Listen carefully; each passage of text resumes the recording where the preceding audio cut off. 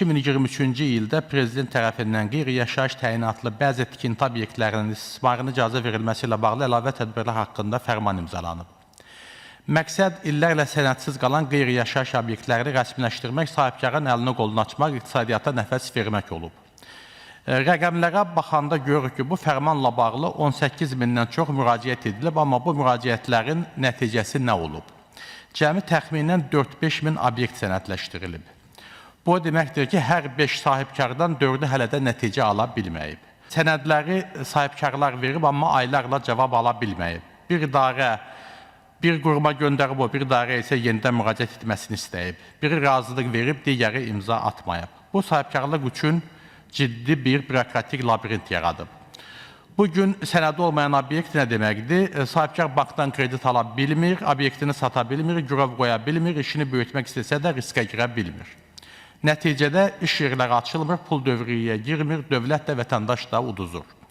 Bir məsələ də var, bu prosedur üçün son tarix qoyulub, 2026-cı il və məni də narahat edən məsələ budur, buna görə çıxış etdim. Artıq yanvar ayının 1-nə qədər kim portalda qeydiyyata düşə bilirsə, onların sənədləri qəbul olunacaq və fərmanın 3 illik qüvvədə olduğu vaxt bitəcək. Amma bu temp ilə gedilərsə, minlərlə sahibkar vaxta çata bilmir.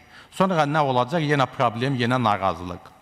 Fərmanın niyyəti doğru idi, amma icrası zəif həyata keçirilib. Problem qanunda yox, mexanizmdədir. Ona görə də burada açıq bir nələri demək istəyirəm. Prosedurlar gərək sadələşdirilsin, cavab müddətləri konkret olmalı idi, sahibkar aylarla havada saxlanmamalı idi. Vaxt 2026-cı ildə bitdiyinə görə, mən istərdim ki, məlumatınız olsun ki, ölkə boyu aidiyyatlı qurumların qarşısında hal-hazırda 10 illiklər boyu bizim xarici pasportun alınması zamanı gördüyümüz həmin növbələr var və orada da növbələr satılır. Çünki hər kəs orada növbədə durub ki, portaldan qeydiyyatdan keçirə bilsinlər. Ona görə də portalda qeydiyyatdan keçmək zamanının uzadılmasını mən çox xahiş edirəm və xahiş edərdim ki, xanım sədr, siz də İqtisadi Siyasət, Sənaye və Sahibkarlıq Komitəsinə də bir göstəriş verəsiniz. Bu məsələ aidiyyatlı qurumlarla araşdırılsın və doğrudan da bu problemin maçştabını nəzərə alaraq bununla bağlı hər hansı bir addımlar atılsın. Əgər bu məsələ həll olunmasa, sabah bu problem daha böyük sosial narazılığa çevriləcək. Həm də indi müəyyən bir araşdırma apardım və gördüm ki, Cənab Prezidentin fərmanında nəzərdə tutulan dövlət orqanlarının heç biri üzərinə düşən vəzifəndə tam demək olar ki, məsuliyyətlə yerinə yetirməyib. Özünüz də bilirsiniz, yəni iş yerinin açılmasına qədər cəmiyyətimiz üçün vacibdir. Sahibkar sıxıntı çəkirsə, ölkə də inkişaf etmir. Sahibkar qazanmırsa, dövlət də qazanmır. Bu baxımdan mən istərdim ki, bu məsələyə baxılsın və həmin o portalda qeydiyyatdan keçmə